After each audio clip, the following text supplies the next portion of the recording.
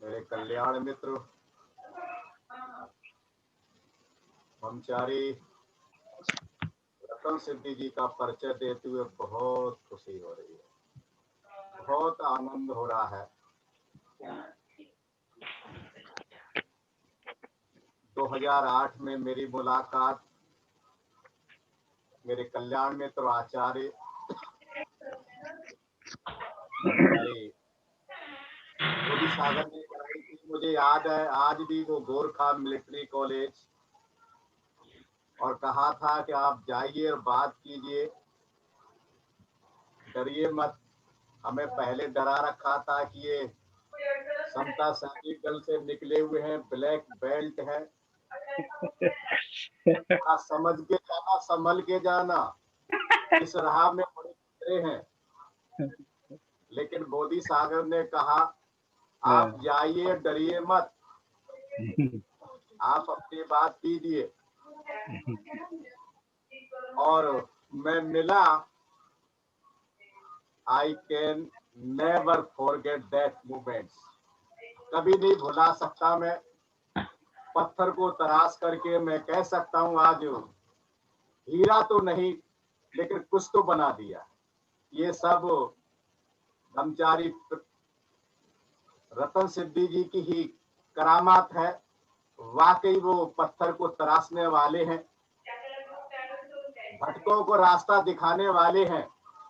मेरे जैसे पूरे भारत में मैं बड़े गर्व के साथ कह सकता हूँ कि ना जाने कितने मित्रों को, भटके हुए मित्रों को नहीं, भटके हुए मित्रों को भी राह पर लाने का काम किया है।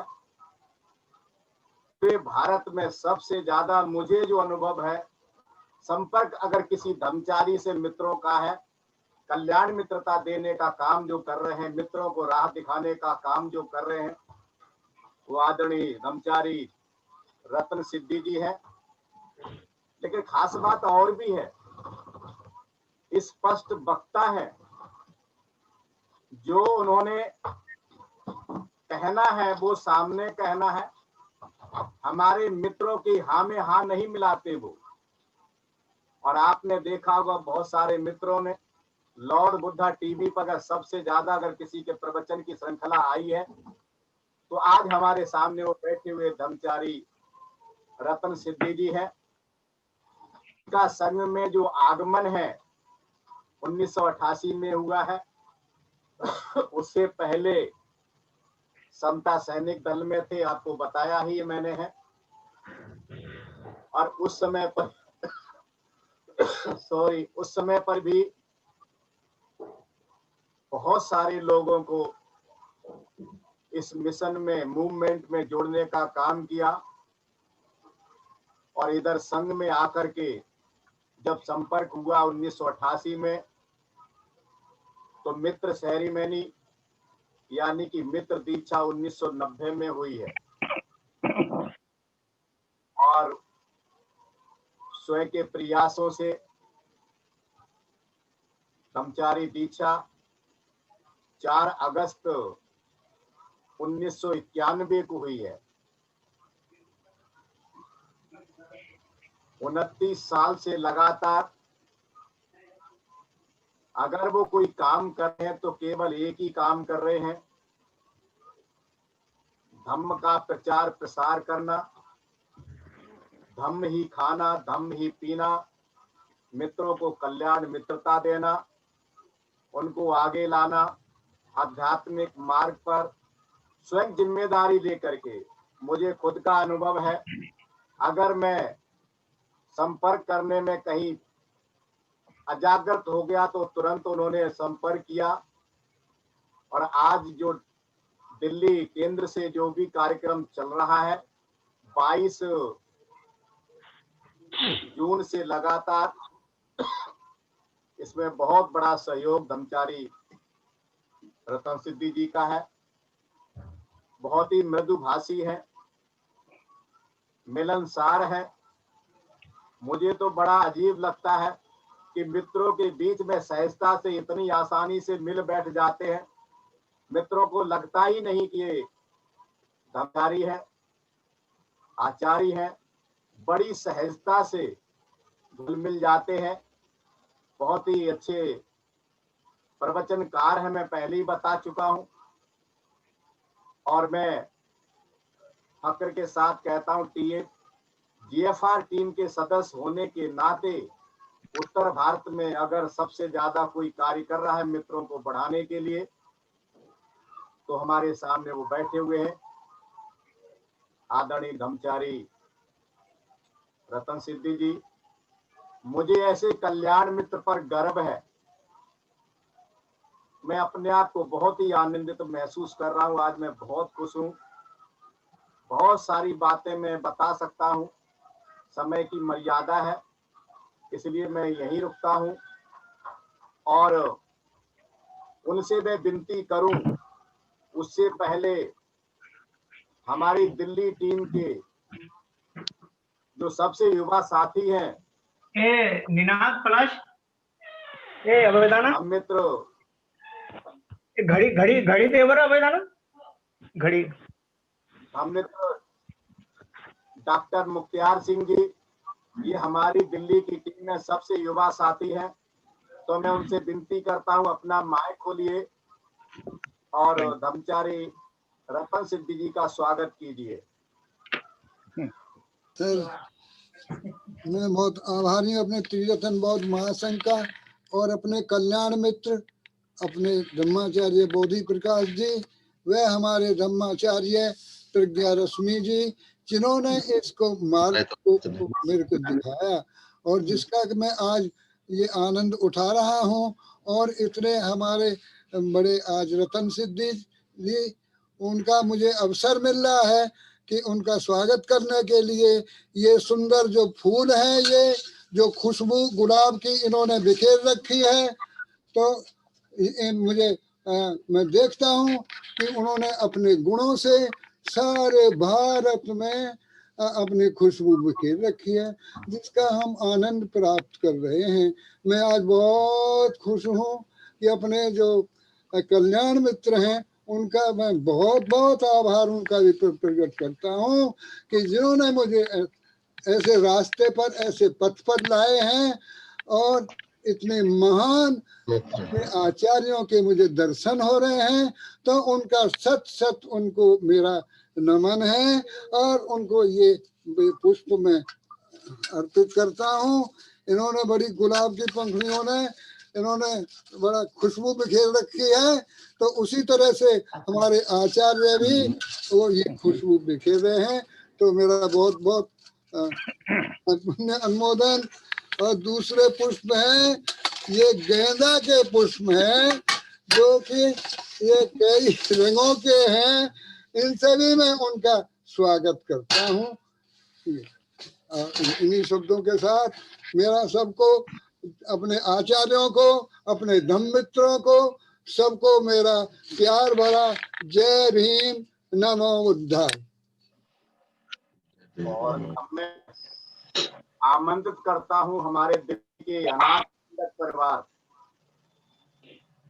मेरे बहुत अच्छे मित्र गीता जी और उनकी पत्नी एनटीपीसी से जो है, वो दोनों ही धर्मचारी रतन सिद्धि जी का स्वागत करेंगे। सभी को जय भीम, नमो बुद्धाय। और टीबीएम दिल्ली की तरफ से धर्मचारी रत्न सिद्धि जी का बहुत बहुत स्वागत है। पुष्प गुच्छ देके फिर हम स्वागत करना चाहेंगे। ये हमारी तरफ से पुष्प गुच्छ उनको, जो आप धम्म की। Thank you. और इसी कड़ी में यहाँ से हम इस कार्य का संचालन कर रहे हैं पिछले 6 महीने से, और उसमें हमारे बराबर का साथ देने वाले धर्म मित्र विमलेश बौद्ध जी, अरे हम भी स्वागत करना चाहते हैं। तो उनसे भी निवेदन है कि वो भी धर्मचारी रतन सिद्धि जी का स्वागत करें, क्योंकि इनके बगैर हम यहाँ से कार्य नहीं कर सकते। हमारे धर्म कार्य में बहुत बड़ा सहयोग करें। सबको जय भीम, नमो बुद्धाय। ब्रह्मचारी रतन सिद्धि जी, आपका फूलों से स्वागत करते हैं। जय भीम। जय भीम। और अब मैं बहुत ही आदर के साथ, श्रद्धा के साथ, मुझे वचनों का होश नहीं है, बस मैं आपसे हाथ जोड़ के विनती करता हूं, आज के शिविर की शुरुआत करें और प्रवचन दे करके हम सभी का, दिल्ली केंद्र का, तमाम जुड़े हुए लोगों का मार्गदर्शन करें। आदरणीय धम्मचारी रत्न सिद्धि जी। प्रिय सभी धम्म भाइयों और बहनों को, सभी को जय भीम, नमो बुद्धाय। विशेष तौर पर मैं धम्मचारी बोधि प्रकाश जी का आभार व्यक्त करता हूँ कि जिन्होंने इस शिविर का, 3 दिवसीय ऑनलाइन शिविर का एक प्रकार से धम्म प्रवचन मालिका का उन्होंने विनती की है, और साथ ही साथ जो भी दिल्ली में रहने वाले हमारे जो धम्मचारी है, उनकी जो काउंसिल है, उन्होंने जो मुझे विनती किया, तो उनका सभी का मैं बहुत शुक्रगुजार हूँ। और आप सब लोग जुड़े हैं इस ऑनलाइन 3 दिवसीय एक प्रकार शिविर बोलो या प्रवचन मालिका बोलो, तो कई जगहों से लोग हैं, केवल क्या बोलते उत्तर भारत से ही नहीं, तो काफी जगहों से भी लोग देख रहा हूं मैं, जो विशेषता जब पार्टिसिपेंट देख रहा था मैं। तो आप सभी को जुड़ने के लिए बहुत बहुत शुभकामनाएं, और मैं आशा करता हूं कि आप इस कोविड के सिचुएशन में भी आप बड़े अच्छे से सुखी और आनंदी और अच्छे से हो गए, ऐसी कामना करता हूँ। अभी मैं देख रहा हूँ कि दिल्ली में काफी ठंड पड़ रही है, लेकिन हमारे तरफ देखो ऐसे ही बैठा हूँ मैं, गर्म हो रहा है हमारे तरफ। अब जिस रूम में बैठा हूँ तो मुझे गर्म हो रहा है, तो कोई बात नहीं, ठंडा गर्म चलता है ना क्या। तो हम इस जो चर्चा चल रही थी उसमें हम ऐसा डिसाइड किए थे कि पराओ सुत्त का हम अभ्यास करेंगे 3 दिवस, क्योंकि ये बहुत जरूरी है, सभी के लिए जरूरी है, मेरे लिए जरूरी है, आपके लिए भी जरूरी है। क्योंकि ये जो शिक्षा है, बुद्ध की शिक्षा है, बुद्ध से आई हुई है। सुत्त पिटक से जो सुत्त निपात है, उसमें से ये पराभव सुत्त आया है। और साथ ही साथ बाबा साहब ने भी उनका बुद्ध और उनका जो धम्म है, इसमें भी उन्होंने ये जो पेज है, 300 पेज जो है, उसमें भी इस प्रवचन को बोलो या बुद्ध की जो शिक्षा है सम्मिलित किया है उन्होंने। तो हम पराभव सुत्त में देखेंगे कि व्यक्ति के अवनति के जो 12 जो कारण है, बुद्ध और उनके धम्म में बाबा साहब अम्बेडकर जी ने पेज नंबर 300 में सुचरित्र बनने रहने के लिए प्रवचन, इस हेडिंग के अंतर्गत में वो आया है, आदमी का पतन कैसे होता है। बाबा साहब यहाँ पर या बोलो कि जिन्होंने जो बंते जी, उन्होंने जो इसका जो ट्रांसलेशन किया है, तो आनंद कौशल जी ने, वो है पतन। तो इसको ऐसा भी देख सकते हैं, पतन, पराभव और क्या चीज आप ट्रांसलेट कर सकते हैं।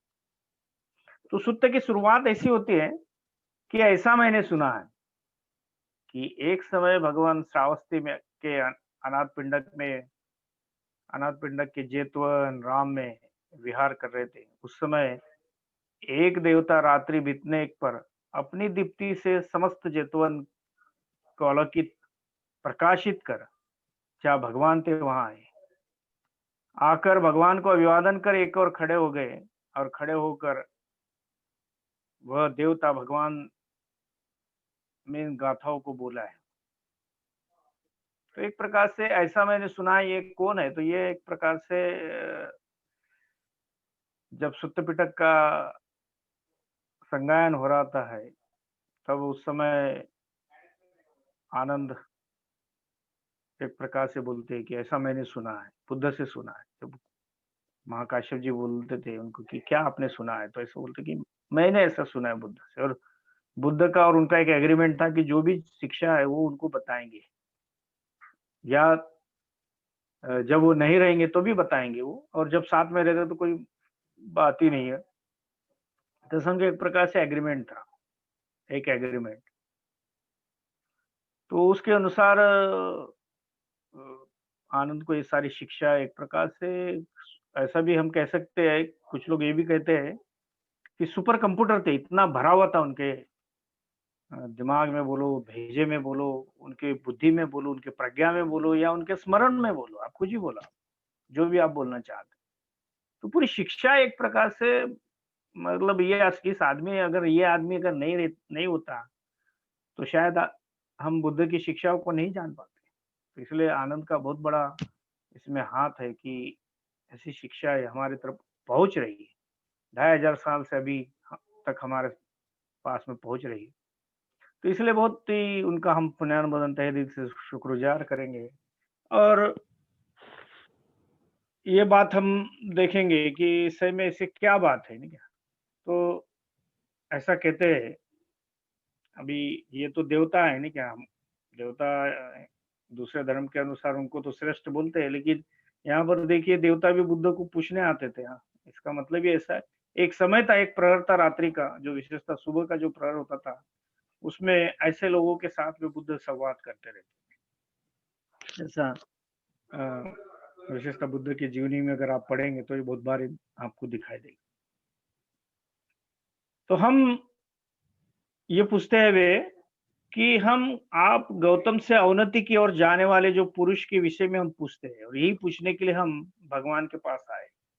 तो अवनति की क्या कारण है, या पराभव के, पतन के क्या कारण? 2-3 शब्द इसमें आएंगे। अवनति कभी आ सकती, कभी पराभव भी आ सकता है, कभी पतन भी आ सकता है। तो ये एक ही उसका एक अर्थ है। तो पहली जो गाथा है, भगवान बोलते हैं अभी उनको, अभी उन्होंने तो सवाल पूछा है देवता ने, अभी बुद्ध जो है उस सवालों का जवाब दे रहे हैं अभी।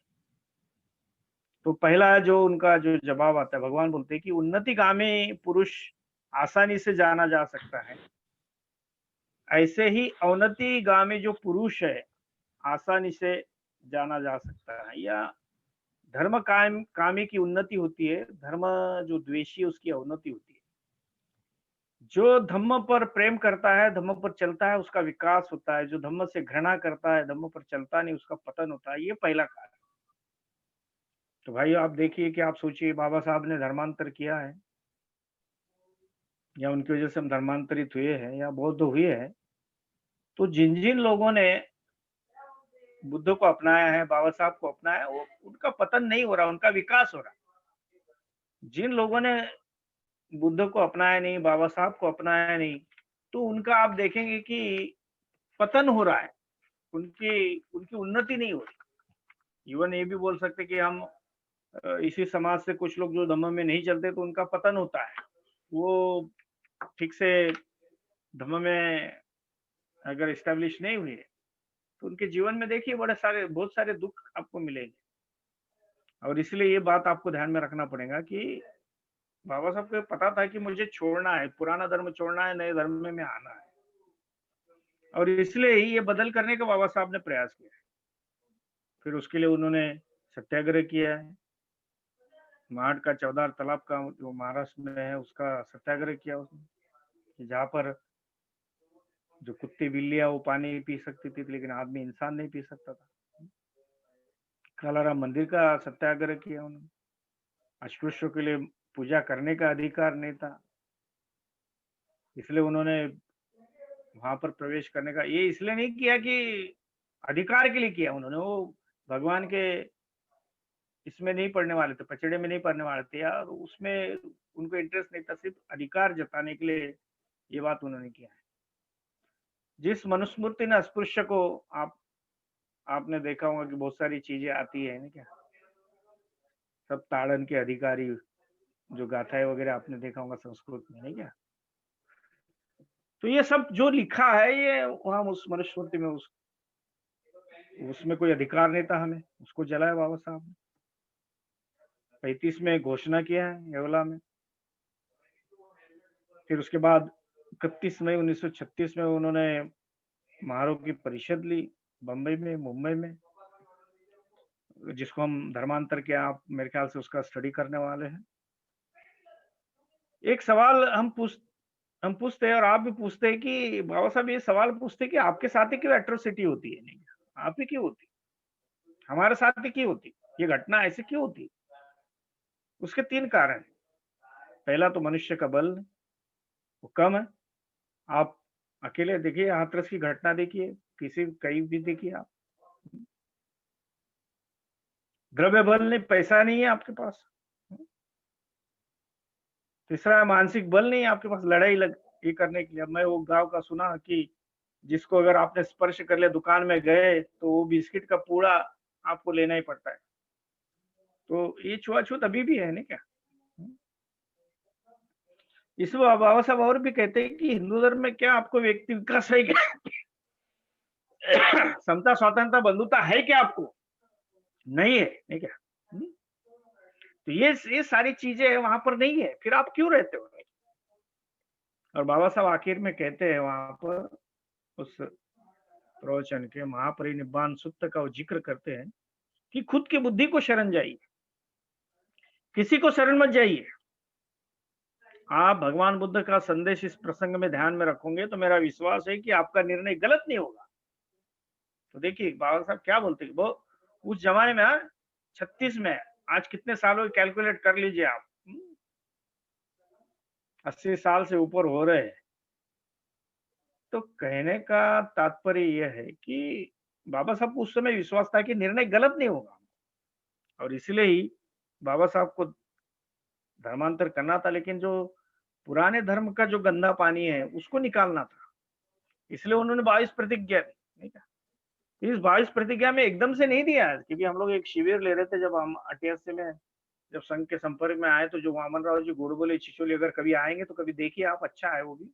गवर्नमेंट ने बहुत सारे वहाँ पे कंस्ट्रक्शन किया है, बहुत अच्छा है, अभी बहुत अच्छा हो गया है। तो वहां पर हम लोगों ने उस जमाने में लिए थे एक शिविर, और वहां पर बहुत सारी उनसे चर्चा चल रही थी हमारी। तो उन्होंने कहा कि बाबा साहब ने जो 22 प्रतिज्ञा लिखी है एकदम से नहीं लिखी है, उन्होंने बहुत विचार किया, सोचा और उसके ऊपर स्टडी किया, बहुत बार उसको उन्होंने राइटअप किया, उसको उसमें दुरुस्ती की, और बाद में फिर उन्होंने 22 प्रतिज्ञा को एक प्रकार से संक्षिप्त रूप में अपने को दिया है। और इसलिए ये बात बहुत महत्वपूर्ण है। और ये आदमी जो है वामन राव जी गोडबोले, जब बाबा साहब ने जब धर्मांतर किया उस समय में वे सेक्रेटरी थे कार्यक्रम के, तो इसलिए ये बात बहुत महत्वपूर्ण है। लेकिन कभी कभी कुछ समाज के कुछ ऐसे बुद्धिवादी, उनको बुद्धिवादी बोले कि क्या बोले उनको, नहीं क्या, विद्वान बोलने के बजाय मैं बोलूंगा ईदवान जो बोलते हैं। हाँ, तो ऐसे मूर्खतापूर्ण बातें करते हैं कि उनको लगता है कि 22 प्रतिज्ञा कोई काम की नहीं है, लेकिन ऐसी बात नहीं, बहुत महत्वपूर्ण है। तो पहली जो प्रतिज्ञा है, पुराना जो धर्म है या ईश्वर है उसको नहीं मानना। हिंदू धर्म की जो आचरण पद्धति है उसको हमको छोड़ना है, ठीक है। 9 और 10वीं जो प्रतिज्ञा है एक प्रकार से समता संदेश देने वाली बात है।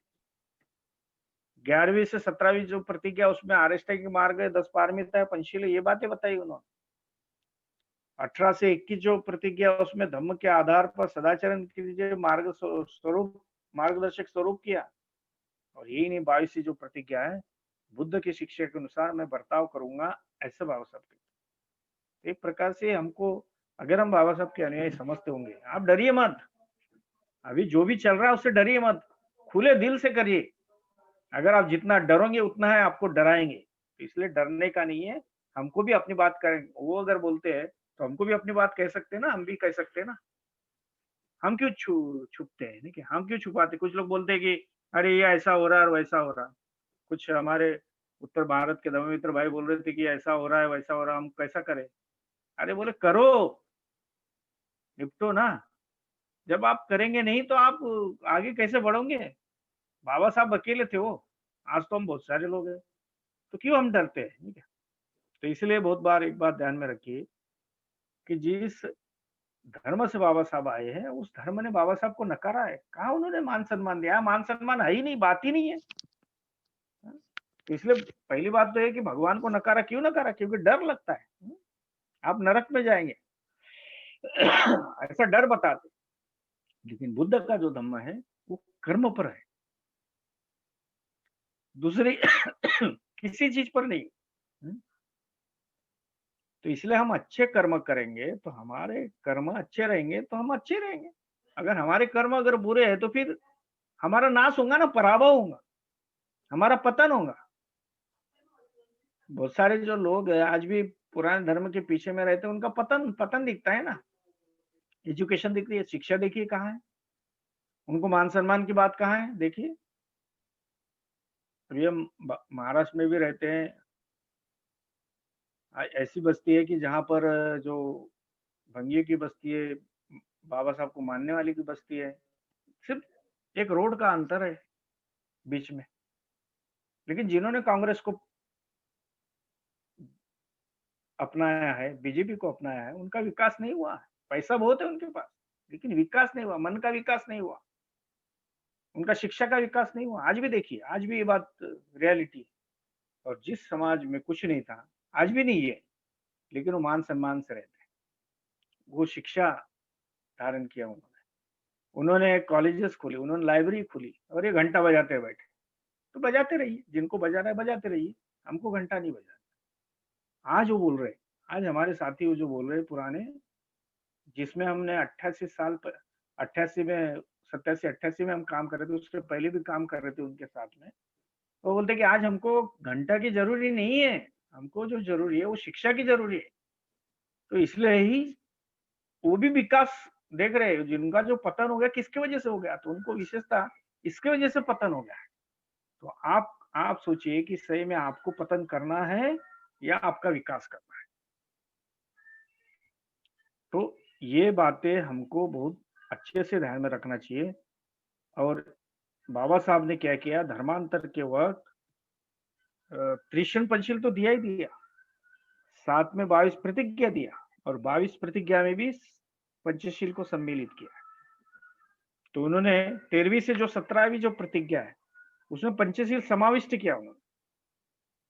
और इसलिए ही बाबा साहब के अनुयायी ने ये समझना चाहिए कि हमको आचरण करना है। तो 13वीं जो प्रतिज्ञा है उसमें ऐसा लिखा है कि मैं सभी प्राणी मात्र के प्रति दया रखूंगा। 14वीं जो प्रतिज्ञा है, मैं चोरी नहीं करूंगा। 15वीं जो प्रतिज्ञा है, मैं व्यभिचार नहीं करूंगा। 16वीं जो प्रतिज्ञा है, मैं झूठा नहीं बोलूंगा। 17वीं जो प्रतिज्ञा है, मैं शराब नहीं पीऊंगा।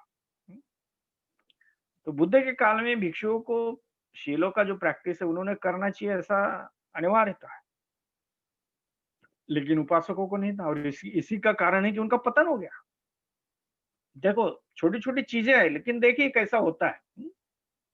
तो लेकिन बाबा साहब को मालूम था कि हमारे जो लोगों का पतन का जो मुख्य कारण है वो पुराने धर्म में जाने की वजह से है, और शीलों का प्रैक्टिस नहीं करने की वजह से है। आज भी देखिए, इसलिए ही उनके धम्म में था बुद्ध के कि उपासकों ने के ऊपर उतने अनिवार्य नहीं था, आवश्यक नहीं था।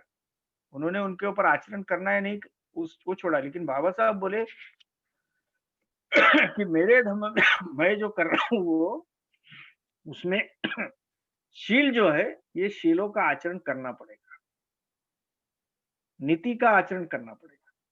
और इसलिए ही बाबा साहब ने बुद्ध और उनके धम्म में ये लिखा है, और धम्म में नैतिकता का जो स्थान उन्होंने दिया है वो बहुत महत्वपूर्ण। धम्म यानी नीति, नीति यानी सदाचार, और सदाचार यानी शील का आचरण। तो इसलिए ही इसका बहुत ही महत्वपूर्ण है कि शीलों को बहुत महत्व दिया, क्योंकि शील से ही विकास होगा। वो कहते हैं हमारे पुराने मित्र, जिन्होंने वो विशेषतः भटकी विमुक्त जो जाति है उसमें से वे आए हैं, नोमैडिक ट्राइब्स में से। तो कहते कि बताइए, बुद्धिस्ट लोगों के पुराने जो लोग थे, क्या पुराना व्यवसाय एक तो भी करता है क्या? बोले नहीं। वो लोग शिक्षा लेते कि नहीं, एक तो भी घर बताइए, वो इवन मजदूर क्यों नहीं रहे, रिक्शा वाला क्यों नहीं रहे, भला ही वो पीता भी होगा, लेकिन अपने बच्चों को सिखाने का प्रयास करता है। तो ऐसा घर बताइए कि जहां से एक बच्चा सीखता नहीं होगा। तो बोले धर्मांतर के बाद का ये विशेष तौर पर विकास की जो बात करते हैं हम, तो उसका एक ग्राफ वो बता रहे थे। इसका मतलब ये ऐसा है कि अगर आपने इस तरह से नहीं किया तो आप पतन पतन की तरफ जाएंगे। अगर आप धर्म का आचरण करते तो आपका विकास होगा। और इसलिए जो मान सम्मान की जो बातें करते बाबा साहब, वो बहुत महत्वपूर्ण है। और इसलिए ही इसका सीधा उत्तर है कि नैतिकता ही धम्म है और धम्म ही नैतिकता है। दूसरे शब्दों में, यदि धम्म में ईश्वर के लिए कुछ स्थान नहीं है, वहां पर धम्म में नैतिकता का स्थान है, दूसरे धर्म में, रिलीजन में ईश्वर का स्थान है। तो इसलिए नीति बहुत महत्वपूर्ण है हमारी। तो नैतिकता ही धम्म का सार है। नैतिकता नहीं तो धम्म भी नहीं। धम्म में जो नैतिकता है उसका सीधा मूल स्रोत जो है, आदमी को आदमी से मैत्री करने की आवश्यकता है। इसलिए बाबा साहब ने ये बात बहुत महत्वपूर्ण उन्होंने बताया है कि अगर हम बाबा साहब के अनुयायी, बाबा साहब को अपना आदर्श समझते होंगे, तो केवल नाम के लिए नहीं हमें करना है, तो सही में उनके अनुयायी समझते होंगे तो हमको उनको उन्होंने जो मार्ग बताया है उस मार्ग पर हमको चलना पड़ेगा। इसलिए ही बाबा साहब ने शीलों को बहुत महत्व दिया। उसकी पहली जो बात है, बाबा साहब स्वयं धार्मिक प्रवृत्ति के इंसान थे। धर्म उनके मन में गहरी श्रद्धा थी।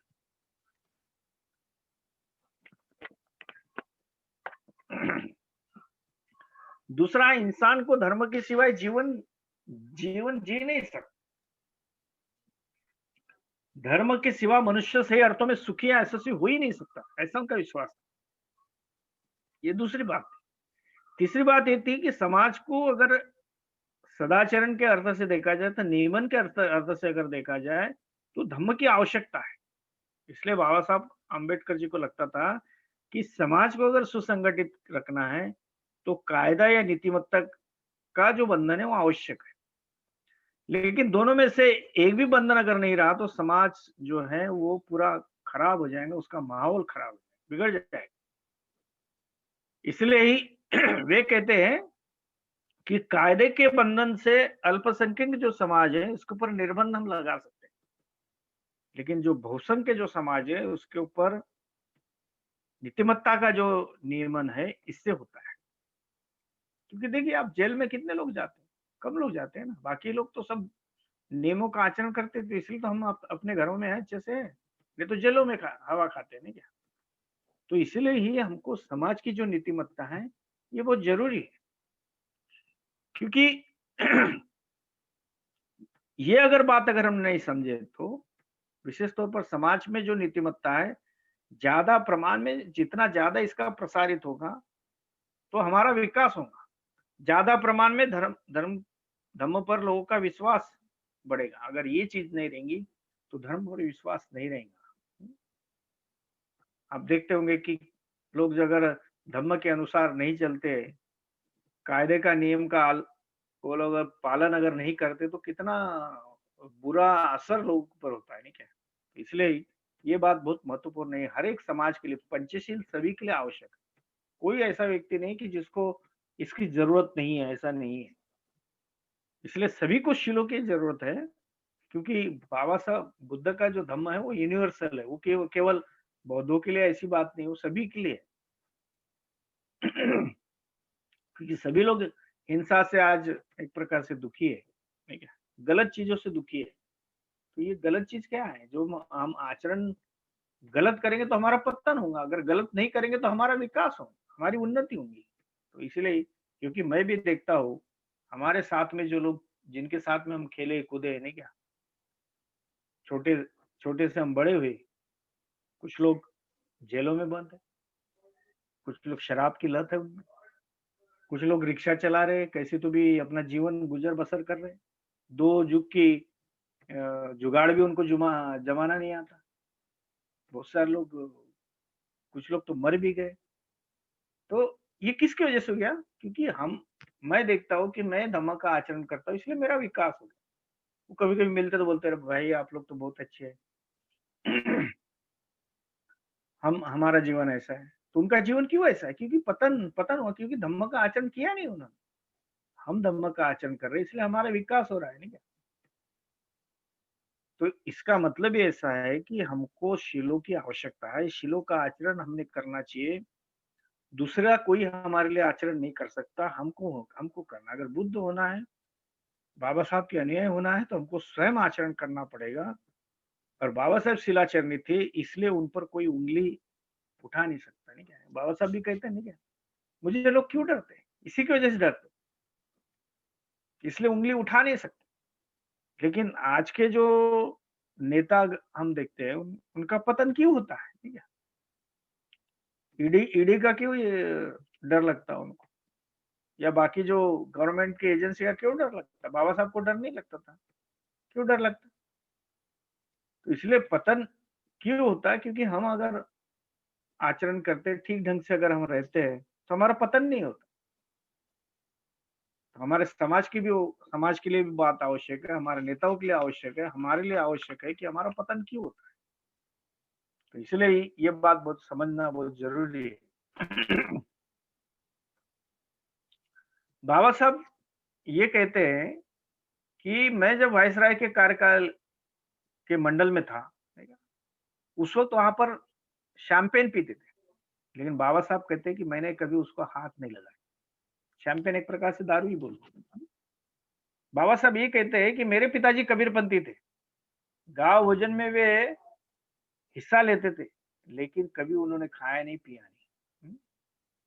तो ये बात बहुत महत्वपूर्ण है, और इसलिए अगर सही में अगर हम शीलों में चलते हैं तो हमारा विकास होगा, शीलों में नहीं चलते तो हमारा विकास नहीं होगा। इसलिए अभी शीलों की तरफ बढ़ते हैं। 13वीं जो प्रतिज्ञा है कि मैं सभी प्राणियों के प्रति दया भाव रखूंगा, हम जिसको पहला शील कहते हैं, पानाति पाता वेर मणि सिक्खापदं समाधियां। मैं प्राणी हिंसा से विरत रहने की शिक्षा ग्रहण करता हूं, और उसका सकारात्मक जो शील है, मैत्री पूर्ण कर्म करके मैं अपने शरीर को शुद्ध कर। जब बाबा साहब ने 1956 में धर्मांतर किया, बहुत लोगों को प्रेरणा मिली। हमारे बुजुर्ग बताते, महाराष्ट्र, उन्होंने मांसाहार छोड़ा, पुराने जो हमारे मरे हुए, जिसको हम ढोर कहते हैं, गाय भैंस कहते हैं, उसका मांस खाते थे, वो भी छोड़ा उन्होंने, नहीं क्या? लेकिन आज कुछ लोग भूल गए। बहुत प्रेरणा थी उस वक्त। बाबा साहब ये कहते हैं कि सभी प्राणी मात्र के प्रति दया रखूंगा। तो क्या हम दया रखते क्या? क्या मैत्री रखते क्या? क्या करुणा रखते क्या? और क्या इसका सकारात्मक शील का जो मैत्रीपूर्ण कर्म करके मैं अपने शरीर को शुद्ध करता हूँ, क्या हम शुद्ध रखते हैं क्या? इसका अर्थ ही ऐसा है कि मैं हिंसा नहीं करूंगा। हम कोई भी प्राणी के प्रति या मनुष्य के प्रति खून करना एक प्रकार से गलत है। समाज में अगर अपन देखेंगे तो हिंसा का जो प्रमाण है बहुत ज्यादा है, नहीं? 302 करेंगे तो मर्डर करेंगे तो आप हवालात में जाओगे, 307 करेंगे तो आप हाफ मर्डर जिसको कहते हैं। कुछ लोग जाति के नाम पर हिंसा करते, कुछ लोग धर्म के नाम पर हिंसा कर रहे हैं आज। तो इसके शील का जगह अगर आप आचरण करते हैं, तो जो कलम जो बताए अगर वो करते हैं, तो उसके अनुसार अगर आप बुरा कर्म करते हैं तो आप हवालात में जाओगे, नहीं तो आपको हवालात में कोई लेके जाने वाला नहीं है। तो इसका मतलब ही ऐसा है कि अगर हम हिंसा नहीं करेंगे तो हम ये चीज हमको भुगतनी नहीं पड़ेगी। लेकिन केवल इसमें यही नहीं है, घरेलू हिंसा की बात है। आप बेटी को जबरदस्ती नहीं कर सकते, उसकी इच्छा के बगैर अगर आप शादी करें तो वो भी नहीं कर सकते आप उसको मार नहीं सकते, आप बीवी को नहीं मार सकते। जो सारी बीवियां सुन रहे होंगे उन्होंने ध्यान में रखिए कि अगर आपके घर में अगर ऐसी कोई चीज होती तो आप एक बुद्धिस्ट करके आप उसका प्रोटेस्ट कीजिए, नहीं क्या? बहू को हम शारीरिक यातना मानसिक यातना नहीं कर सकते, ये घरेलू हिंसा में नहीं आता। क्या बोलते हैं, हिंसा आ जाएगी और आप हवालात में जा सकते हो। तो इसलिए इस शील का जो बहुत ही व्यापक अर्थ से हमको देखना है, केवल मर्डर करते तभी हम इस सील का भंग नहीं करते।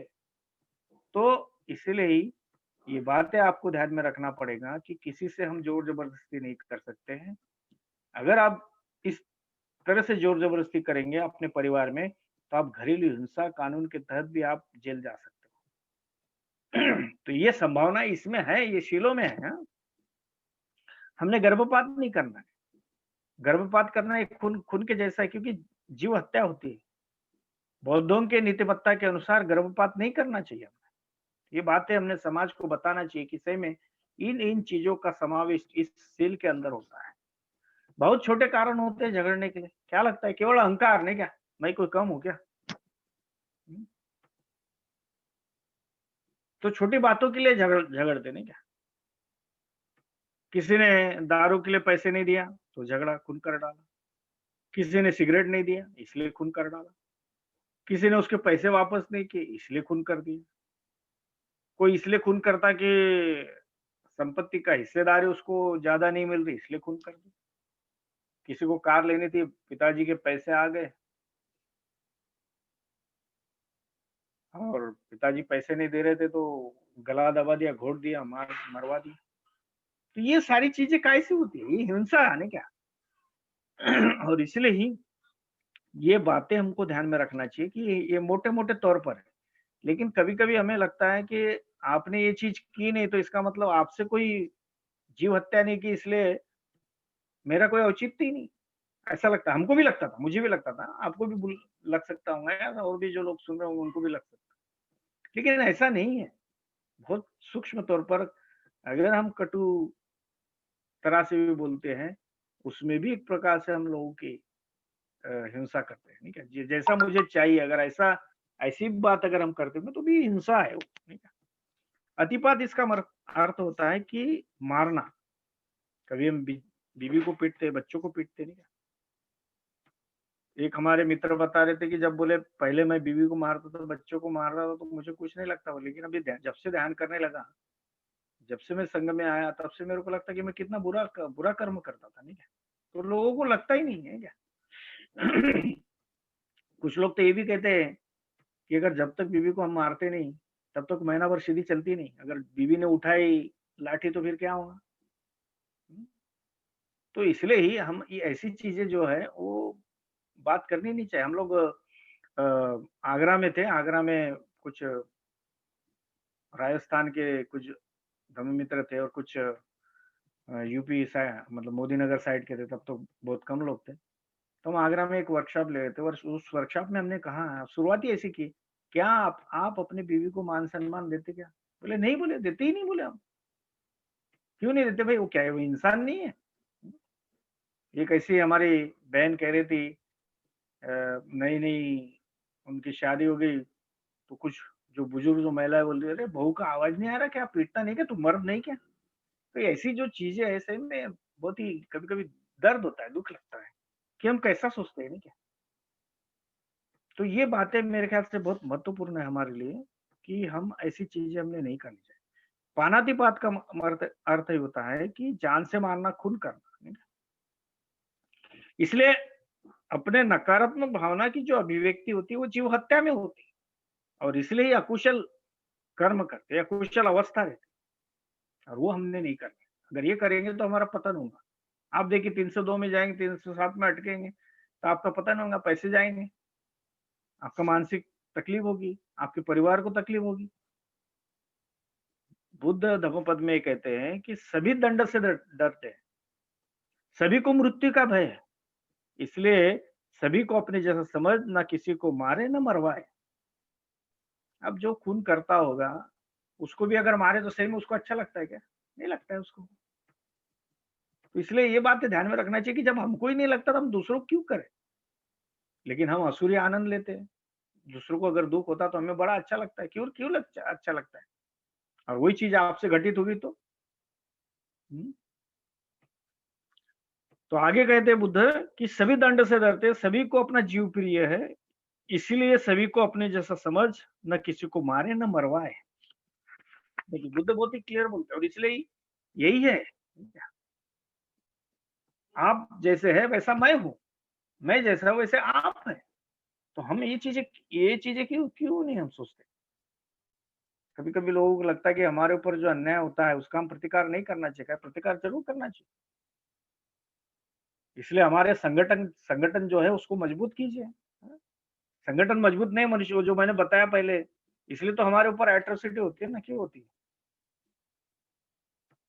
तो इसलिए उसका मजबूती से हमने वो विरोध करना चाहिए। बाबा साहब कहते हैं need to kill not will to kill. मतलब गरज है, आवश्यकता है, इसलिए वहां पर आप कर सकते हैं, लेकिन इच्छा है इसलिए मत कीजिए। लेकिन हम उसको गलत इस्तेमाल करते हैं। कभी कभी लोग बुद्धिवाद भी करते हैं। हम अपने आंदोलन में भी मैंने देखा कुछ लोग बुद्धिवाद बनते ने बताया ना, मैत्री मार्ग का दुय्यम पर्याय जो है वो दंड मार्ग का उपयोग करे, तो लोग दंड मार्ग का उपयोग करते, मैत्री मार्ग का नहीं करते। तो मैत्री मार्ग का उपयोग कीजिए। आप नहीं, सभी प्राणी मात्र से ऐसा बर्ताव कीजिए, बर्ताव करना है। गाय या जो कुत्तों से हम अच्छा स्पर्श करें तो नजदीक आते हैं। अरे हम तो आदमी इंसान है, नहीं क्या? जब उनको अच्छा लगता तो हमें भी अच्छा लगेगा, नहीं क्या? इंसान है। इसलिए जो व्यक्ति द्वेषपूर्ण बोलता उसके पास कौन जाएगा? अगर मैं आपको डांटू, बोलूं, नहीं क्या, आपको तकलीफ दूं, तो आप मेरे पास नहीं आओगे। आप मैं अच्छे से बात करूंगा तो आप मेरे पास आएंगे, नहीं क्या? तो मेरे ख्याल से ये चीजें बहुत महत्वपूर्ण है। तो हमको इन चीजों का ध्यान में रखना चाहिए। इसलिए बुद्ध कहते हैं धम्मपद में कि बैर से बैर कभी शांत नहीं होता, अबैर से ही बैर शांत होता है। यही सनातन नियम है, लेकिन कठिन है। हाँ, ये सीलों का प्रैक्टिस करना कठिन है, इतना आसान नहीं है। हाँ, ध्यान में रखिए। तो इसलिए हमको प्रैक्टिस करना पड़ेगा, बहुत मैत्री भावना का आचरण करना पड़ेगा, मैत्री का आचरण करना पड़ेगा। जब मैत्री का आचरण करेंगे तभी हमारा दूसरों से रिश्ता जुड़ेगा। और इसलिए हम क्यों आए? क्योंकि हमें अच्छा लगता है, हमें मित्रता है, हमें अच्छा लगता है, नहीं क्या? तो इसलिए ये शील का अगर आप आचरण करते हैं तो निश्चित तौर पर आप मैत्री का आचरण करें, मैत्री भावना का ध्यान सीखें और स्वयं को परिवर्तित कीजिए। कि कुछ लोग बोल रहे थे, नहीं क्या? अभी जब हम लोग आंदोलन के कांटेक्ट में आए तो तब बहुत सारे किस्से ऐसे हैं। तो लोग मटन खाते थे, या तो फिर जो अभी आप लोग की तरफ क्या बोलते मान लें, हमारे तरफ लावे बोलते, जो जंगल में रहते, उड़ते ऐसे छोटे छोटे से ही पंछी रहते, उड़ते ऐसे, लावे तितर जिसको हम बोलते हैं हमारे तरफ। तो लोग बोलते थे कि हम खाते थे, नहीं क्या, लेकिन मैत्री भावना करने लग गए, छूट गया वो। तो कभी कभी लोग बुद्धिवाद करते हैं, अरे इससे तो ये बढ़ेंगे ना, जानवर बढ़ेंगे, पंछी बढ़ेंगे, तो फिर क्या हो जाएगा? अरे भैया, वो बढ़ रहे तो इंसान नहीं बढ़ रहे क्या? आज कितना कोटि इंसान हो गया भारत का। तो कहने का तात्पर्य है कि बुद्धिवाद करने के बजाय मैत्री का ध्यान कीजिए, मैत्री का आचरण कीजिए। अगर मैत्री का आचरण करेंगे तो सही में आपका विकास होगा। तो मैत्री, ये देखिए, बाबा साहब के जीवन में भी देखिए मैत्री थी। मैत्री की वजह से ही उनका विकास हो गया है। अगर द्वेष रहते तो खत्म हो जाते थे, उनका पतन हो जाता था। द्वेष नहीं था बाबा साहब में, मैत्री थी, मैत्री पूर्ण रहते थे, वो विचार करते थे, और इसलिए उनका विकास हो गया। इसलिए उनके विकास में अपना विकास हो गया। तो ये बात बहुत ध्यान से सुनिए। तो दूसरी जो प्रतिज्ञा है, या 14वीं जो प्रतिज्ञा है कि मैं चोरी नहीं करूंगा, जो दिया नहीं वह नहीं लेना, नहीं क्या, उससे विरत रहने का, नहीं क्या, अभिन्न दाना वेरमणि सिक्खापदं समाधि। मैं चोरी करने से विरत रहने की शिक्षा ग्रहण करता हूँ, मुक्त हस्त से दान देने की हमने प्रयास करना चाहिए। मुक्त हस्त से दान देके मैं अपने शरीर को शुद्ध करता हूँ, ठीक है। तो इस तरह से देखा जाए तो अगर किसी ने स्वेच्छा से दिया है तो बात अलग है, लेकिन बहुत बार हम लोग छीनना चाहते, अगर कुछ भी अगर रखा, मैं देखता हूँ बहुत बार, नहीं क्या, छोटा सा घर अगर रहा तो ऐसा लगता लोगों की कि हमारी संपत्ति उड़ा लेते लोग, नहीं क्या, उनको लगता तो हमारा ही है, नहीं, जबकि देखा है तो दूसरे का है ना। यहाँ पर भी हिंसा होती है, इस अर्थ से हिंसा होती है वहां पर, कि आपने उनकी जो वस्तु चीजें है वो छीन ली है। तो इसलिए गलत भजन माफ है। अभी हमारे एक शिविर में एक आया था, बहुत बहुत साल पहले की बात बता रहा हूँ मैं। तो भाजी पाले का वो व्यवसाय कर रहा था, बेचता था, हॉकर्स था। तो बोले हम क्या करते थे, बोले लेथ मशीन पर जाते थे बोले, और 1 किलो का जो है उसको नीचे से कटवा डालते थे। तो ऊपर से तो अच्छा दिखता है लेकिन नीचे से कटवा डालते हैं, तो 200 ग्राम वैसे ही कम हो जाता। ऐसा हम लोग करते नहीं, कि आज जिसको हम दूध में क्या क्या नहीं मिलाते, नहीं आप लोग को पता है। विशेषता उधर साइड में बहुत बहुत ये चीजें देखते हैं। हम रेलवे स्टेशन में जाते नहीं, क्या क्या मिलाते उसमें, व्हाइटनर मिलाते हैं। तो ये मेरे ख्याल से ये बहुत महत्वपूर्ण है कि हमने ऐसी चीजें हमने नहीं करनी चाहिए। लाच लेना है, भ्रष्टाचार है, नहीं क्या डाउरी, हुंडा, नहीं क्या अगर हुंडा देते नहीं क्या, ये भी गलत है, नहीं क्या दूसरों की संपत्ति हम छीनते, गलत बिल लगाते हम। कोई अगर दान देता है हमें और उसको पावती नहीं देते तो ये भी अधीन दान है। तो हमारे आंदोलन के भी कुछ लोगों ने सोचना चाहिए कि अगर हम किसी के पैसे लेते हैं तो हमको उसको पावती देना चाहिए। हाँ, उसने अगर स्वेच्छा से दिया वो बात अलग है, लेकिन हमने सार्वजनिक अगर हम काम कर रहे हैं, अगर हमने धर्म आचरण के लिए अगर किसी ने दान दिया तो हमने उसको रिसिप्ट देना चाहिए। अगर आप रिसिप्ट नहीं देते तो मैं बोलूंगा कि वो अधीन दान है, ठीक है। तो इसलिए अगर हम सार्वजनिक सुविधा का गैर उपयोग करते हैं, ये भी एक प्रकार से अधीन दान है। अभी बच्चे लोग नहीं क्या, माँ बाप लोग पैसे मांगते हैं, माँ बाप को पढ़ने के लिए पैसे मांगते हैं, फीस के लिए पैसे मांगते हैं, ट्यूशन के लिए पैसे मांगते हैं, और पैसों में बच्चे पिक्चर देखते नहीं क्या, अय्याशी करते, फिजूल खर्चा करते नहीं क्या। अगर ऐसा करते होंगे तो बच्चे भी अधीन दाना कर रहे हैं।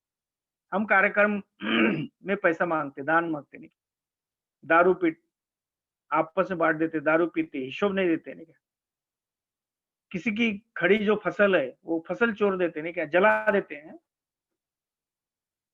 बहुत बार ये होता है कि खेतों में गांव में ये सारी चीजें होती है कि अपनी जो जमीन है इधर रहती है लेकिन उसको खसका देते धीरे से इधर, और खसका देते नहीं, ताकि वो जमीन हम हड़प सके। हम कर्जा लेते, वापस नहीं करते, ये भी दान है। हाँ, लोन लेते तो आप रिफंड करते, बात अलग है। लेकिन हम जो भी देना चाहिए हम मुक्त हस्त से देना चाहिए, नाम के वास्ते नहीं। क्या बहुत बार नाम के वास्ते, लेकिन मैंने इतना दान दिया, मैंने ये काम किया, मैंने वो काम किया। एक हमारे तरफ एक दानदाता थे जिन्होंने एक विहार को बाबा साहब का पुतला दान दिया, लेकिन विहार समिति वालों ने उसका नाम ही नहीं लिखे, तो वो पुतला उठाया उसने और अपने घर में डाल रखा, वहां पर लगा दिया। तो काय को दिया रे भैया। तो इस तरह की जो बातें करते हैं तो हम सही में देखा है तो मुक्त हस्त से दान नहीं करते हैं। अगर आपको दिल्ली में अगर काम करना है, आगे बढ़ाना है, अपना सेंटर खड़ा करना है तो दान दीजिए। दान आप नहीं देंगे तो कौन देंगे?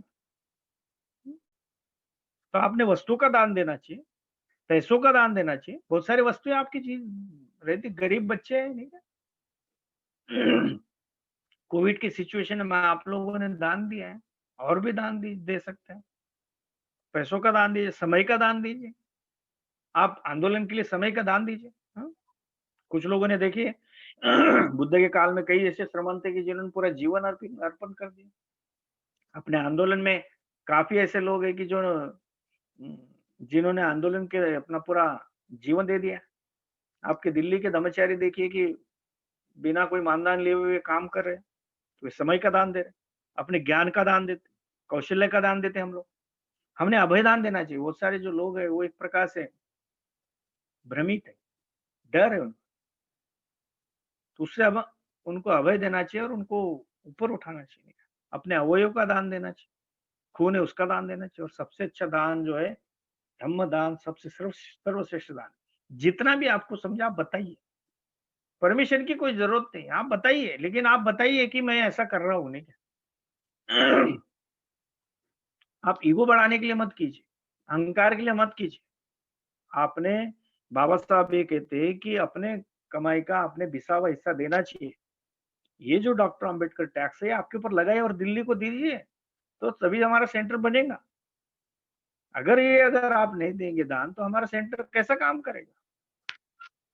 और विशेष तौर पर इसमें एक बात और ध्यान में रखिए कि जो भी हम देते हैं लेते हैं उसका हमने हिसाब बराबर रखना चाहिए। अगर ऐसा नहीं करेंगे तो एक प्रकार से लोगों का विश्वास वहां पर नहीं रहता है। और इसलिए ये दूसरी बात है। देखिए, अब आप देखिए, अगर आप भ्रष्टाचार करते हैं, आप एंटी करप्शन वाले ब्यूरो वाले आपके ऊपर छापा मार दें तो आपका पतन होगा ना, आपका विकास कहाँ होगा? पहले तो कर लिया आपका विकास पैसे ले लेके, लेकिन बाद में जैसा ही प्रवर्तन निदेशालय का आपका झटका पड़ेगा, एंटी करप्शन ब्यूरो का आपको झटका पड़ेगा, तो फिर आप पतन की ओर आ जाएंगे। इसलिए दान दीजिए, मुक्त हस्त से दान दीजिए, जितना दे सकते उतना दीजिए। कभी कभी बहुत, ये जरूर नहीं कि आपने पैसा ही देना चाहिए, आप आपके जो रिसोर्सेस है वो रिसोर्स को हमने मोबिलाइज करना चाहिए। तो ये चीजें अगर हम करते हैं तो निश्चित तौर पर हमारा विकास होगा। और मुझे लगता है कि इस बारे में आप लोग दिल्ली के लोगों ने ये प्रयास करना है कि हमको हमारा सेंटर हम कैसा खड़ा कर सकते हैं, उसके लिए आपको दान देना है। तो ये दूसरी जो प्रतिज्ञा हम देखे, जिसको हम 14वीं प्रतिज्ञा जो देखे, वो ये है, और ये शील भी है। बाबा साहब आगे कहते हैं कि मैं व्यभिचार नहीं करूंगा, ये प्रतिज्ञा देते हैं हमें। विशेष तौर पर हम देखते हैं कि कामे सुमिच्चाचारा वेरमणि सिखापदं समाधि। इसका मतलब ऐसी कि जो काम मिथ्याचार से हम विरत रहेंगे, उसकी वो शिक्षा ग्रहण करने का हम निर्णय लेते हैं, और शांति, सादगी तथा संतुष्टि का आचरण करके मैं अपने शरीर को शुद्ध करता हूँ। तो ये बातें ध्यान में रखिए। पारंपरिक अर्थ से जो बलात्कार है, व्यभिचार है, अपहरण है या लैंगिक दुराचार है, इससे विरत रहने का ये शील है। तो एक लड़की होगी या एक स्त्री का जो जीवन हम उद्ध्वस्त करते हैं, नष्ट करते हैं, ये बहुत बुरी बात है। दिल्ली में जो निर्भया का केस हो गया, उन्नाव का केस देखो, हाथरस का केस देखिए आप, कितना एक प्रकार से वहां पर हिंसा भी होती है, नहीं क्या? अगर किसी से आप जोर जबरदस्ती करते, इसका मतलब ही ऐसा है कि आप पहले शील का भी आप पतन कर रहे हो, और तीसरे शील का भी आप पतन कर रहे हो। इसलिए ये बात आपको ध्यान में रखना पड़ेगा कि हमको ऐसे जो भी कृति है उसमें हमें सम्मिलित नहीं होना है। यही नहीं तो आप देखिए, विशेष तौर पर उत्तर भारत में ऑनर किलिंग बहुत ज्यादा होती है, नहीं क्या? अगर बच्चे अगर प्यार में गिरते हैं तो दोनों को मरवा देते हैं, नहीं क्या? बहुत बार उनका जीवन बड़ा कठिन रहता है। कई बार मैंने ये सुना और ये देखा भी है कि कई परिवार उजड़ जाते हैं, नहीं क्या? तो इसलिए मेरे ख्याल से ये बातें बहुत महत्वपूर्ण है। यहाँ पर तीसरा शील भी होता है ब्रेक, और पहला शील भी होता है। तो ये क्यों होता है? क्योंकि लोभ है, आसक्ति है, तृष्णा है, खाने की तृष्णा, कपड़े की तृष्णा है, लैंगिकता की तृष्णा, पद की तृष्णा, प्रतिष्ठा की तृष्णा, अधिकार की तृष्णा। तो ये सारी तृष्णाएं से हम भरे हुए हैं, इसको हमको कम करना पड़ेगा। जो भी आसक्ति है, जो भी तृष्णा है, उसको हमें कम करना है। जो प्रतिष्ठा है, अहंकार है, अधिकार है, अधिकार की बहुत तृष्णा रहती है।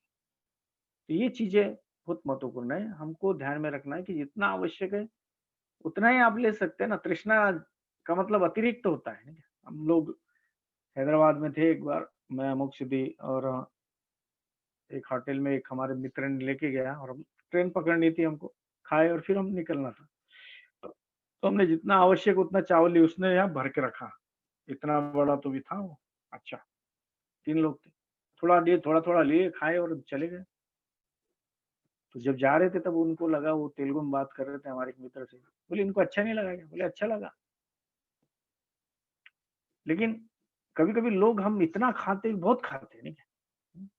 तो तृष्णा है। शीलों का आचरण करना है, इसका मतलब ही ऐसा है कि हमको शांति, सादगी, संतुष्टि का हमें आचरण करना पड़ेगा। तृष्णा को अगर हम इस तरह भी अगर हम देखते हैं, तो कितने पैसे कमाएंगे लोगों ने? कई करोड़ों रुपए। मैं कभी कभी सोचता हूँ कि पॉलिटिकल लोगों के पास में इतने पैसे आते कहाँ और रखते कहाँ पर ये लोग, बांटते क्यों नहीं लोगों को? तो कहने का तात्पर्य ये है कि ये जो दूसरा शील है, तीसरा शील है, पहला शील है, एक प्रकार से कैसे लोग बर्ताव करते हैं, और इसकी वजह से, तृष्णा की वजह से, क्योंकि लोभ है इसलिए द्वेष है। बनते भी कहते हैं कि लोभ प्रथम है, द्वेष बाद में। कभी कभी वो भी रहता है, लेकिन उसके पीछे विशेष तौर पर तृष्णा ज्यादा काम करती है या लोभ ज्यादा काम करता है। इसलिए हमने शांति, सादगी तथा संतुष्टि का हमने आचरण करना चाहिए, और अपने शरीर को शुद्ध रखना चाहिए। तो कहने का तात्पर्य है कि राजा प्रसेनजीत की बात बहुत अच्छी लगती है मुझे। राजा प्रसेनजीत को लगा कि वो तो बहुत सुखी, समाधानी, संतुष्ट है। तो बुद्ध के पास गए, बुद्ध को कहने लगे कि राजा बुद्ध मैं सुखी हूँ, आपके पास तो कुछ नहीं। बुद्ध ठीक है अपन चर्चा करेंगे। बुद्ध के पास क्या थी? संगाठी थी, पानी छानने के लिए कपड़ा था, सुई थी, धागा था, अंतर्वस्त्र थे, क्या था? कुछ नहीं था, झोपड़ी थी। इसको लगा मेरे पास तो राजमहल है, दास दासी है, बहुत कुछ है, मैं वैभव है, तो मैं सुखी हूँ। बुद्ध कहते हैं कि ठीक है चर्चा कर, बात करते हैं, वाद विवाद नहीं करेंगे, बात करेंगे। हाँ? हम लोग वाद विवाद करते नहीं, क्या बात नहीं करते, हम चर्चा नहीं करते। तो आप लोग को सीखना पड़ेगा कि सही में, क्योंकि बहुत जल्दी हम आर्गुमेंटिव में आ जाते हैं। और विशेष तौर पर कभी कभी मेरठ की जो भाषा या उत्तर भारत की जो भाषा है वो क्या बोलते हैं, तीखी भाषा है। अब वो जब चौथे शील में आएंगे तो बात करेंगे हम उसकी भी, लेकिन हम देखना चाहिए। तो ये बातें हमको देखना पड़ेगा कि सही में हम आचरण कैसा करते हैं। तो बुद्ध उसको कहते हैं कि क्या आप यहाँ पर 1 घंटा सुख से, समाधान से, आनंद से आप बैठ सकते हैं? हाँ, 2 घंटा आप बैठ सकते हैं? राजन को पूछते बुद्ध। हाँ बैठ सकता हूँ। 3 घंटा, 4 घंटा, 6 घंटा, थोड़ा कठिन है ऐसा लगता है। फिर बुद्ध और आगे पूछते, 7 घंटा नहीं क्या, 9 घंटा, 12 घंटा है, आप बैठ सकते क्या सुख से, समाधान से? 1 दिन 1 रात, 7 दिन 7 रात, 7 सप्ताह? नहीं बोले। बुद्ध को कहते कि ये तो असंभव बात है। तो बुद्ध राजा प्रसेनजित को कहते कि हे राजन, मैं यहाँ पर केवल 1 घंटा ही नहीं, 2 घंटा ही नहीं, 3 घंटा ही नहीं, 4 घंटा ही नहीं, तो मैं यहाँ पर 7 दिन 7 रात बड़े आराम से, सुख से, समाधान से रह सकता हूँ। अभी आप बताइए, आप सुखी है या मैं सुखी? फिर वो हाथ जोड़ता भगवान को, भगवान आप महान है, मुझे राजपाट संभालना, मैं चलता हूँ, चला जाता हूँ। उसके पास तो बहुत कुछ है, लेकिन देखो बहुत सारे लोग को दुख दर्द देखे आप नहीं, पैसा बहुत है लेकिन दुखी है लोग। तो हमको दुखी नहीं होना, हमें सुख समाधान अगर चाहिए है तो धम्म से मिलेगा, ध्यान से मिलेगा। ध्यान कीजिए, आप धम्म का आचरण कीजिए। जितने आपके पास संपत्ति है ना, उसमें भी अगर आप अच्छे से करते हैं, अच्छे क्या बोलते, आप आजीविका करते होंगे तो भी आप उसमें सुखी रह सकते हैं। क्योंकि आपको बताता हूँ, तृष्णा या जितना पैसा आपके पास कम रहेगा, जितना ज्यादा भी आएगा तो भी आपको कमी लगेगा, क्योंकि उसको बराबर मार्ग मिलते हैं। तो इसलिए आपने शांति, संतुष्टि, सादगी का हमने आचरण करना चाहिए, सम्यक आजीविका का हमने आचरण करना चाहिए। यहाँ पर लेकिन एक बात ध्यान में रखिए कि हमको गरीब है इसलिए गरीब नहीं रहना है। बाबा साहब की कसौटी दी धम्म चुनने की, तो उसमें एक कसौटी ये थी कि धर्म ने गरीबी का उदात्तीकरण नहीं करना है। तो इसलिए आप सोचिए, हमको अमीर बनते तो अच्छी बात है, वो आपके पास अगर ज्यादा पैसे है तो आप केंद्रों को दान दे सकते हैं, हमको जीएफआर टीम को दान दे सकते हैं, जहां पर भी आप है वहां पर आप धम्म का दान दे सकते हो। तो इसलिए शांति, सादगी, संतुष्टि का हमने आचरण करना चाहिए। और ये बात अगर आप नहीं करते तो आपका जीवन उद्ध्वस्त होगा, आपका जीवन पतन में जाएगा, आपका विकास नहीं होगा। तो इसलिए ये सारी जो चीजें है ना, ये पतन की ओर लेके जाने वाली है। अगर आप शीलों का प्रैक्टिस करते तो आपका विकास होगा, आपका पतन नहीं होगा, आपका पराभव नहीं होगा, आपकी अवनति नहीं होगी। चलो आगे बढ़ते हैं क्योंकि समय चल रहा है। तो 16वीं जो प्रतिज्ञा है, मैं झूठा नहीं बोलूंगा, मुसावादा वेरमणि सिक्खापदं समाधियामि।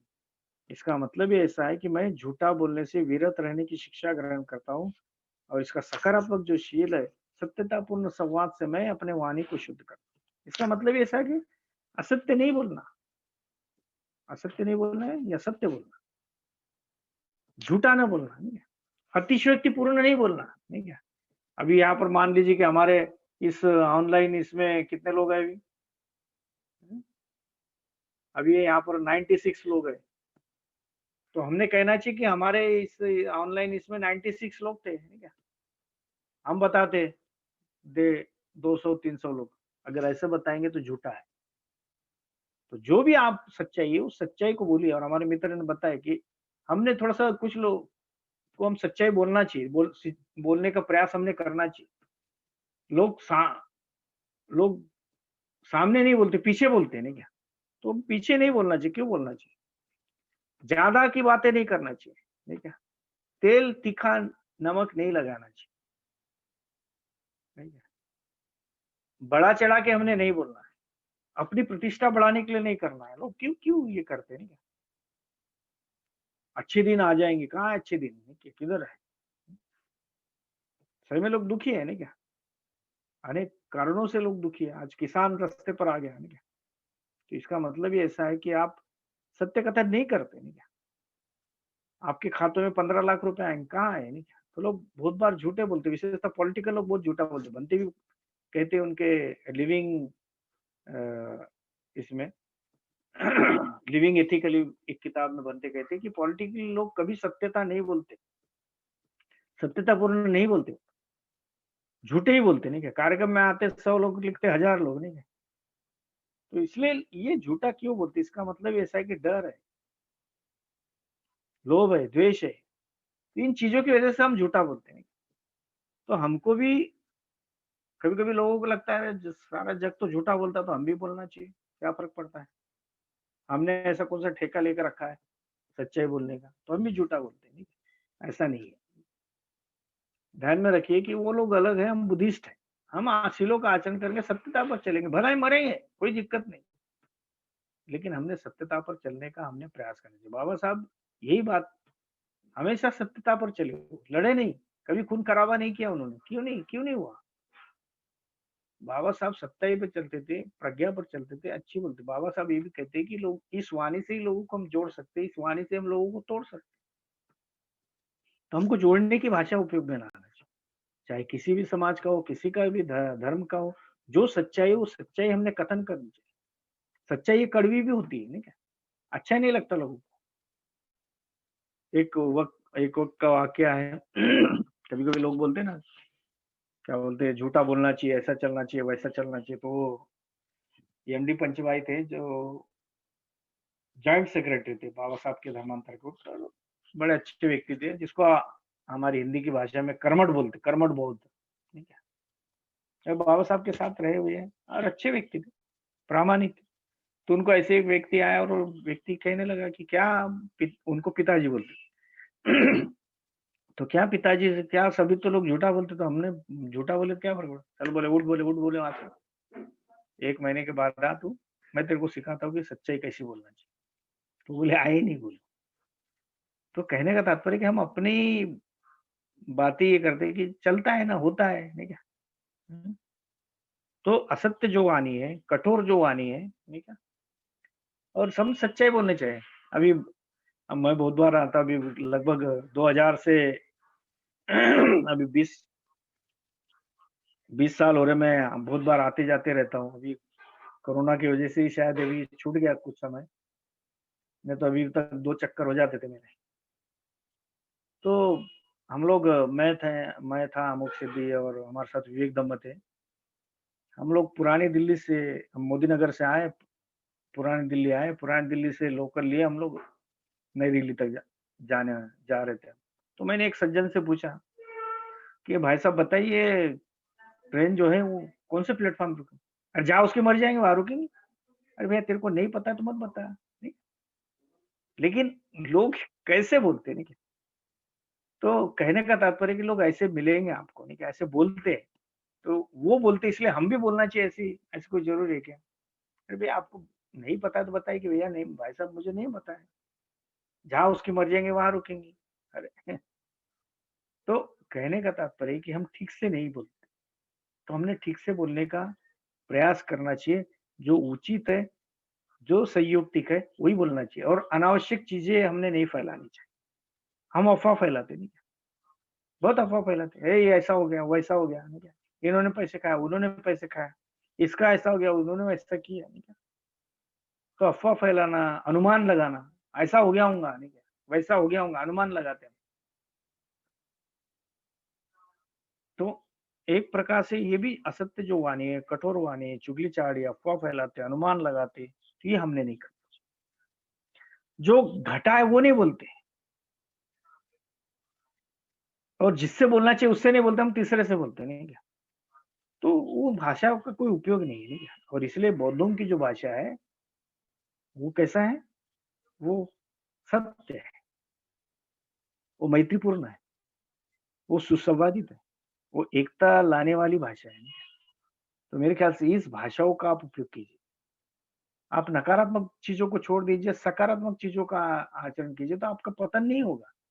आप झूठा बोलेंगे, एक बार फंसाओगे, 2 बार फंसाओगे, लेकिन तीसरी बार आप किसी को फंसा नहीं सकते, आप ही फंस जाओगे। एक दिन ऐसा होगा आप ही फंस जाओगे, तो पतन किसका होगा फिर?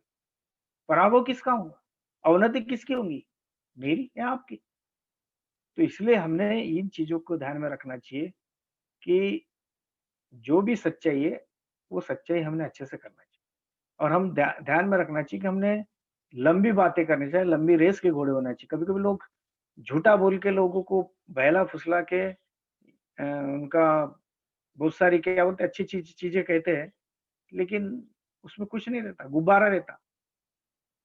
गुब्बारे में अगर आपने कुछ अगर पिन डाल दिए, तो सब हवा निकल जाती है। तो ऐसी भाषाओं का हमने उपयोग नहीं करना है। हमने सत्यतापूर्ण, सुसंवादित वाणी का, मैत्रीपूर्ण वाणी का और एकता वाली भाषा का हमने उपयोग करना चाहिए। तो हमारा विकास होगा, नहीं तो हमारी अवनति होगी। इसलिए बुद्ध ने वज्जी को यही बातें बताया कि विकास कब होगा? जब आप एकता से रहेंगे। जब दिल्ली वाले सभी एकता से रहेंगे, तो निश्चित तौर पर आपका विकास होगा। आपको कोई भी ये क्या बोलते हैं एक प्रकार से इधर का उधर नहीं लगाएगा। अगर हमारे में कोई वर्षाकार करके कोई रहता है, तो हमने उसको ढूंढना चाहिए। कभी-कभी लोग मुँह पर अच्छे बोलते, कभी-कभी मैं उसको बोलता हूँ कि गुड़ बोले और आग लगे। हमारा तो ये सरनेम है, आप लोगों की तरफ नहीं है। तो विशेषतः गुड़ बोले मतलब मीठा-मीठा बोलना नहीं है।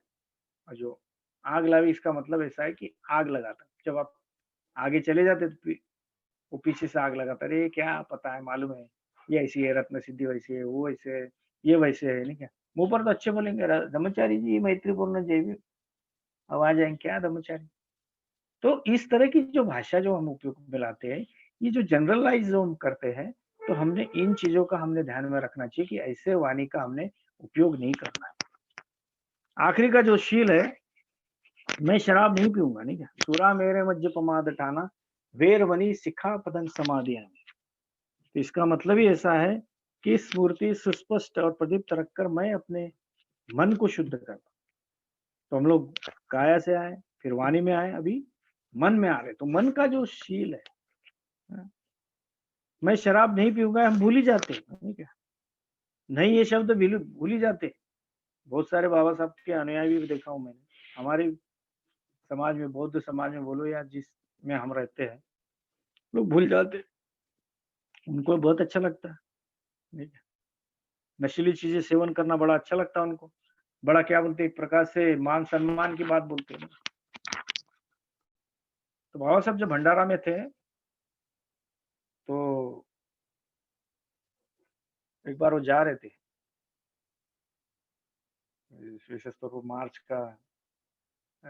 मार्च महीने का समय था, कुछ पॉलिटिकल जो रैली थी उसमें जा रहे थे वे, और उनको प्यास लगी।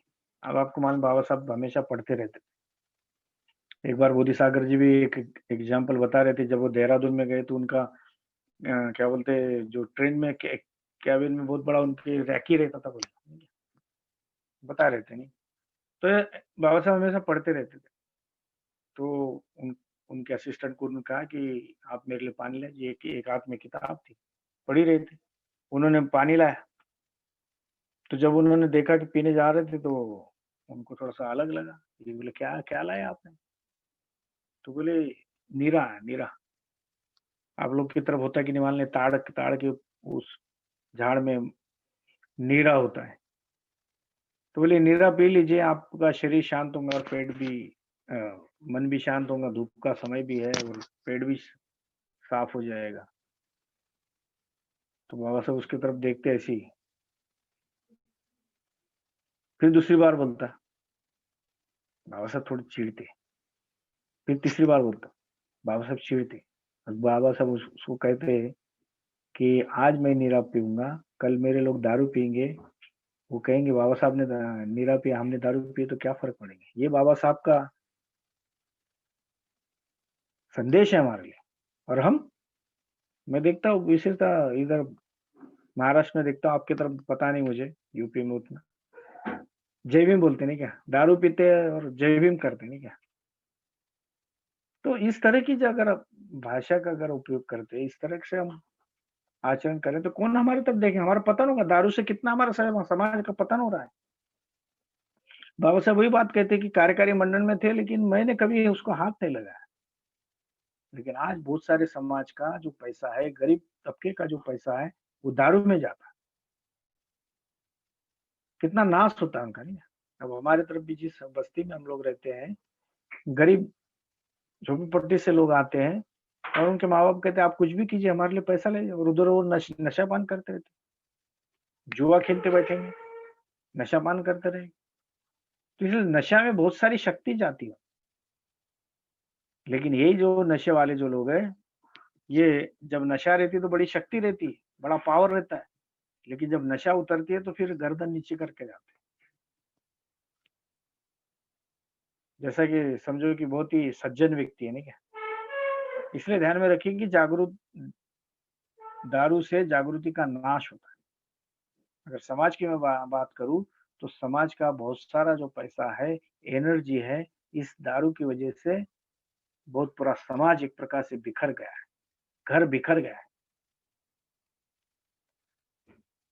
बुद्ध ने ये शील क्यों लिया? बुद्ध के काल में एक सागत नाम का भिक्षु था, बहुत ही रिद्धि संपन्न था, लेकिन एक गांव में गया, उस गांव में जो गांवठी जो दारू होती है, दारू पिला दिया उसने, तो नशा चढ़ गया उसको।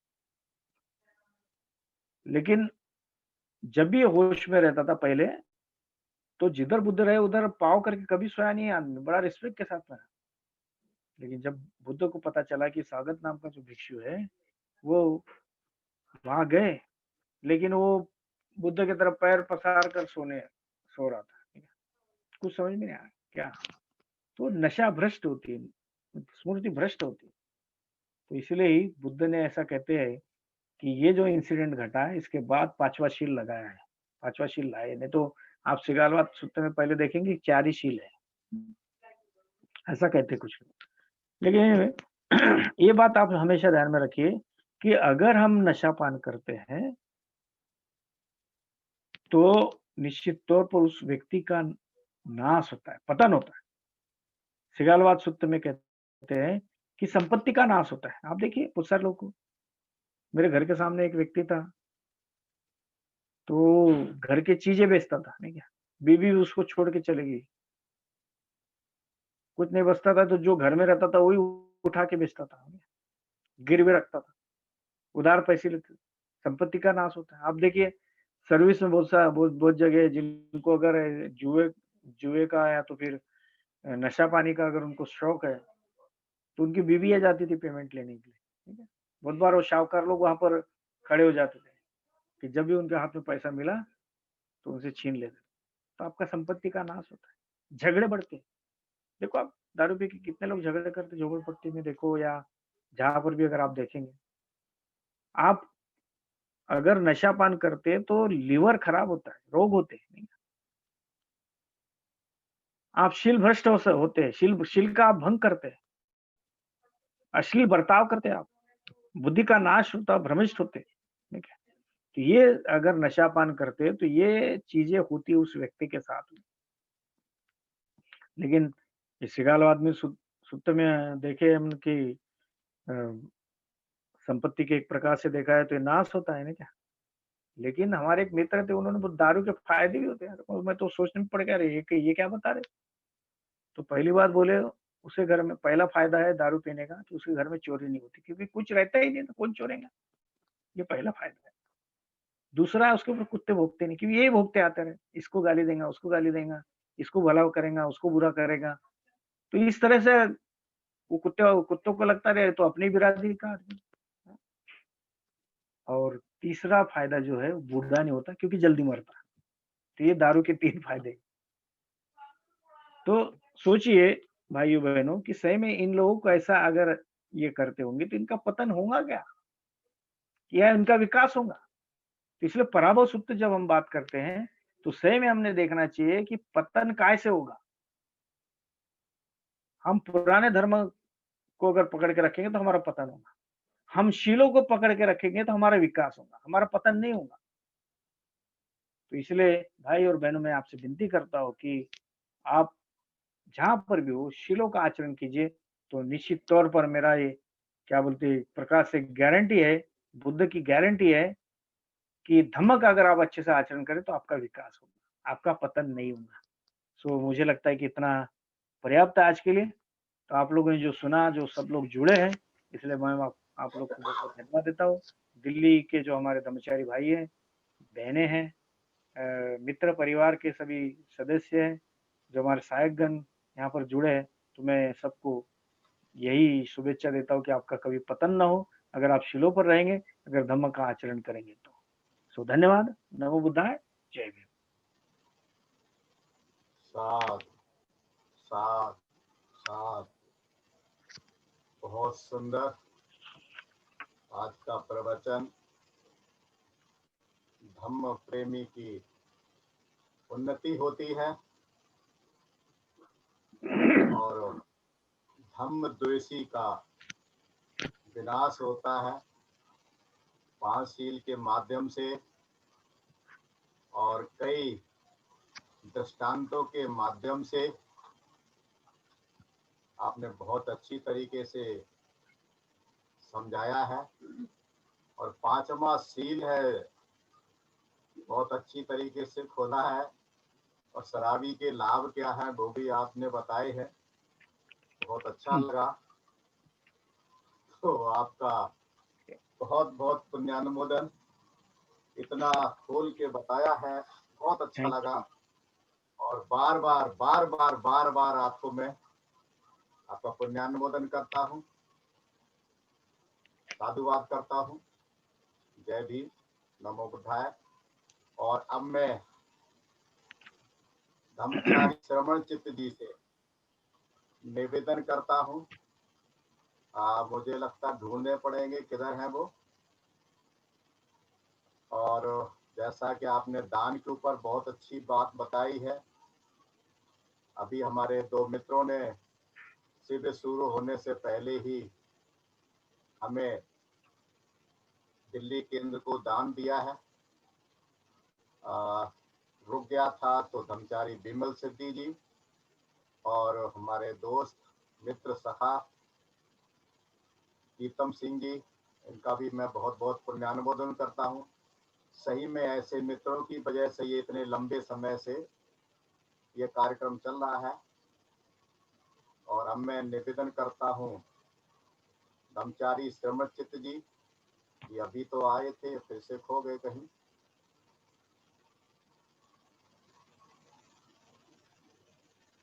किधर गए? एक मिनट के लिए,